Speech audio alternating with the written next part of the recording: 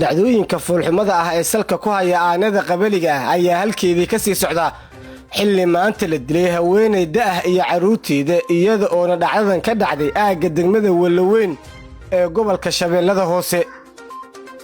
maleeshiya hubeysan oo weerar ku qaaday halka lagu magacaabo Dudumaay oo Walaweyn hoostata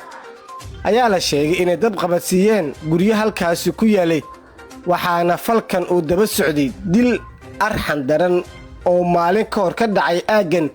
kaas oo loo geystay odayda ahaa. wararka halkaasi laga helay ayaa sheegaya in dagaal uu halkan ka qarxay waa berigii hore ee saaka oo maleeshiyad hubeysan u dhaxeeyay, waxaana dagaalka uu sababay dhimashada haweeney iyo caruurteeda iyada oo sidoo kale dab la qabadsiiyay guryo aaggan ku yaalay. dhacdooyinkan foolxumada ah ayaa sii soconaya, waxaana arrintan u baahan tahay in wax laga qabto iyada oo falkan uu daba socday falkii loo geystay oday 80 sano jir ah kaas oo dil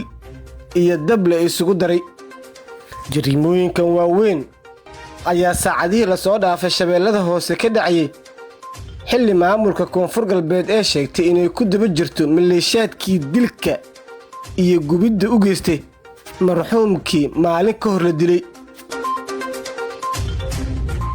isbitaalka Amora Specialist waxa uu dalka keenay qalab casri ah oo adigoo aan qalin lagu marsin ama dawo lagu siin ayaa laga daaweynayaa hameeyirida ragga. waxaan xaadir kugu ah isbitaalka dhaqaatiir PhD sidata oo 20 sano wax ka badan ka shaqeynayay cilmiga cudurrada ragga.